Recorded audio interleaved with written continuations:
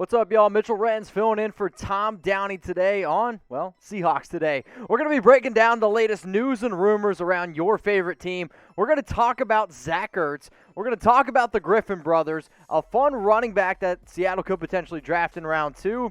And at the end of the show, I can't even believe I'm saying this, we're going to talk about LeBron James. Okay, let's get into Zach Ertz now. So the report around him is that the Philadelphia Eagles, they are potentially shopping Ertz, which this really isn't anything too new because Ertz was looking for a new contract. If it's between you and me, I actually thought Dallas Goedert was probably a little bit better than Ertz this past year, who, sure, battled some injuries. But Seattle has apparently been showing some interest in him because they have a glaring need at the tight end position. And really, ever since they brought in Greg Olsen last year, which, by the way, I was never really that much of a fan of.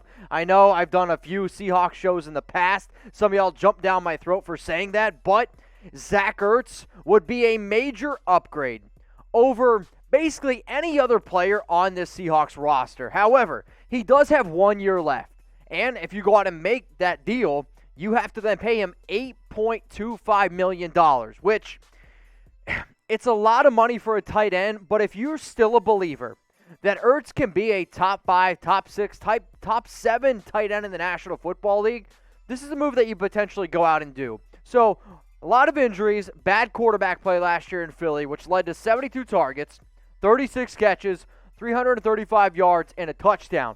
But I remember the good old days of Zach Ertz where, not too long ago, this guy had 116 receptions. So if you're Seattle, you're always going in all in.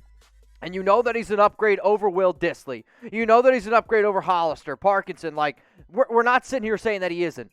If you can get a healthy, motivated Zach Ertz, plus DK Metcalf, Tyler Lockett, I mean, I'll tell you what right now, that's a very tough 3 players to figure out how to go out and cover. So let me know here. This is what we do here at Chat Sports, and I know I'm not your normal Seahawks guy. Maybe I'm a little bit better. Let me know.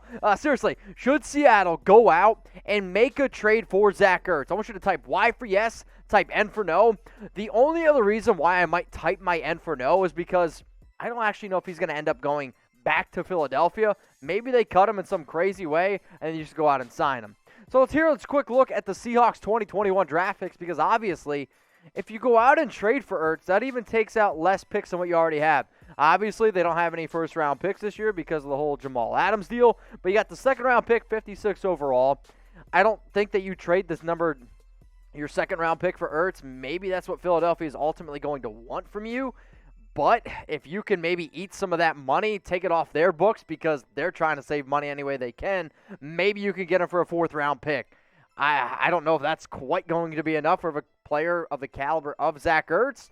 If you're Seattle, why not at least try? So, if you guys aren't liking what we're doing here, seriously, we would appreciate if you guys could once in a while help out our videos, like the videos, and go ahead and subscribe. So, we just talked about Zach Ertz, okay? Now, how about this? Before I get into the Griffin brothers, one more time, if you want videos all off-season long, the link is below, youtube.com/SeahawksTV. One of the reasons why I'm filling in for Tom today, in Dallas, Texas, there was a huge snowstorm. Everyone at the office, they're stuck at home. So it's me and producer Sam. We're the only ones here. We're the only ones making videos. And in fact, Sam's at home producing this bad boy. So we are a small company looking for a little bit of support. We're never going to ask for money. All we ever ask is that once in a while, help us out. And the easiest way to help us out is hit that sub button. All right, let's go to the bros now, which I love the Griffin bros because are they staying?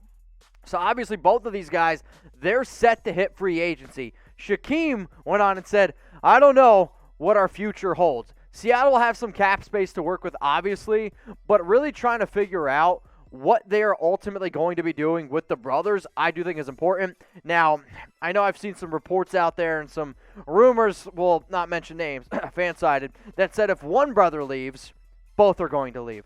I get that they have a close relationship. However, I am not a believer that that's how, and honestly, NFL players look at the way their contracts work, and it's just not the way that things ultimately go down. First, we're going to stick here with Shaquem, who his future is probably a little bit more in question. 9 tackles, 1 sack, 1 tackle for loss, 1 pass breakup this past year. That's in 14 games. Really didn't get that much playing time. Now, his brother Shaquille, on the other hand, he got a little bit more run. Sure, he had some ups and his downs. The Seahawks defense did struggle. I'm going to say one of the biggest reasons why the secondary did struggle this year is for the simple fact of, the quarterbacks had all day to throw, and when you give an NFL quarterback all day to throw, it makes it very, very difficult for anybody in the National Football League to be able to lock them down. So look into your crystal ball here. You see it? It's like right over here. Look into there. Will Seattle keep the Griffin Bros? Type 1 that they're going to keep at least one of them. If you want to go be an overachiever, let me know which one it is. Okay, can't type Griffin. Type 2 if you think they're going to keep both. If you're like, you know what, Mitch, they're going to move on from both of these guys, I want you to type 0 for neither. Now, today's show is made possible thanks to our sportsbook partner, BetUS. If you guys want to go ahead and bet on the NBA, college basketball, March Madness, I can't wait. It's coming up right around the corner. You can bet on literally like any kind of sport possible. It's incredible. You're a big UFC fan, you can bet on UFC.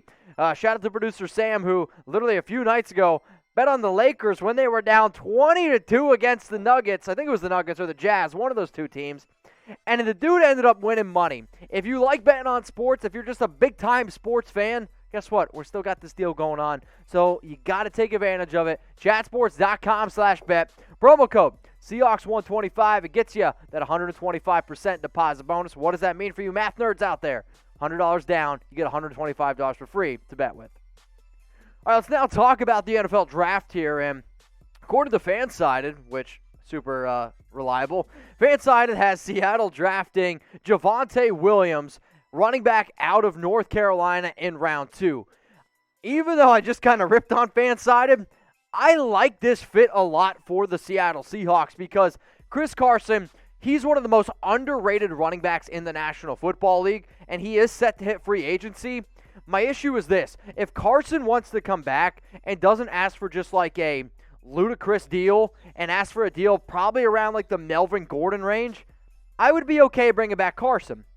Now, if he's looking to get the bag and really get paid, it's a running back that I'm not going to bring back for the simple fact of the amount of injuries that Carson has sustained. Now, since they don't have a first-round pick, you're not going to get Najee Harris. Sorry. You're not going to get Travis Etienne. But the running back that could be taken third in the draft, I am actually starting to believe that it could be Williams. Now, I also really like Michael Carter, who I believe is going to go in round 3, who was the backup to Williams, but Seattle doesn't have a third-round pick, and he's not going to fall to the 4th.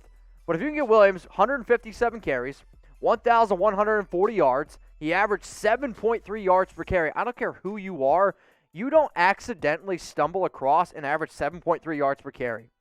And he also had 19 touchdowns, and again, on only 157 carries. So Javonte Williams would come in. He would probably be your running back 1 because if you draft him, it means you let Chris Carson test free agency. It means you didn't bring back Carlos Hyde. Now, you also have a guy like Rashard Penny. No offense. Hated the I really did not like the Rashard Penny pick. Never thought he was ever going to pan out.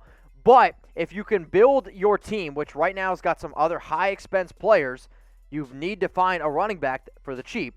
The other issue is this. The offensive line is another glaring need where if I'm Seattle, you hear all this talk about Russell Wilson not liking his offensive line. Maybe the way, I'm not going to say you get him to shut up because that's definitely not the route I would go. He's no doubt your franchise. Maybe instead of investing in a running back in round 2, you invest into the offensive line, whether that's in the draft, whether that's in free agency. If you're Seattle, you need to be able to figure out a way to best protect your quarterback. Sure, once in a while, a good running game is going to be able to do that, which obviously Williams can help with. However, do you really want to trust a rookie running back to be able to pass protect with Russell Wilson behind that offensive line? It's a tough question. So let me know. Who do you guys want the Seahawks to draft in round 2, pick 56 overall? I know it's a tough question. I know it's kind of tough to figure out where all these other players are going to fall and that, but I also think that that's part of the fun part about the offseason. That's why I also love doing drafts. So I know Tom's normally the guy that's on this show, but if you guys do a mock draft, you want me to look at it, hit me up on IG. I'm at Mitchell Renz 365. The last story here, and I was super excited when I was looking at my notes, and I'm like, I get to talk about LeBron James on the Seattle Seahawks show today. So LeBron and the Seahawks, why am I talking about this? So there's a report out there at the Seahawks and the Cowboys. They invited LeBron to try out during the 2011 NBA lockout, which, that's fun, right? I mean, I don't know if LeBron James is the greatest basketball player of all time. I'm probably still going to say that it's Michael Jordan. But in terms of being the greatest athlete of all time, just in terms of overall build and athletic ability, I'd actually probably would say it's LeBron James. So James said, I would have made the team. He just flat out said, I would have made the team. Now, this is a quote from him. Okay, one thing about it, I don't mind working for something. So if I would have had to try out for the Cowboys or the Seahawks, or if I had to stay home and went back home to Cleveland, I have tried out. But I would have made the team. I just know what I'm capable of doing on the football field. So, I was like, all right, well, how good could he possibly be? I want you guys to look at these numbers here. All right, so these are his high school stats, his junior year. He didn't play his senior year. 57 catches, 1,160 yards, and 16 touchdowns. I can't really imagine what it's like to be able to cover somebody this big. We always talk about how big Gronk is. Gronk, comes up to LeBron James' shoulders. I mean, Gronk looks like a little kid next to LeBron. So imagine Gronk in his prime. I actually think that's what we might have gotten out of LeBron. Now, is LeBron a little soft here and there? Yes, he absolutely is. But if you guys want a comparison, I found a pretty cool one. Calvin Johnson, his junior year in high school, 40 catches, 736 yards, 8 touchdowns. LeBron was one of the best high school football players in the state of Ohio, and I am a believer.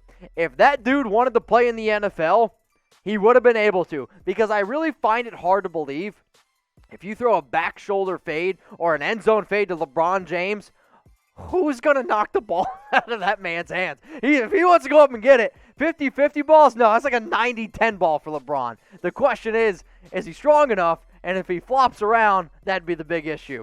So what do y'all think here? We're trying to have some fun. It's in the middle of February, and even though football season's not happening, the NBA season is. So could LeBron James make an NFL roster? I want you to type yay, or I want you to type nay. He's 36 years old. I don't know if he could do it now, but at one point, I am very confident saying yay, LeBron James could have made an NFL roster.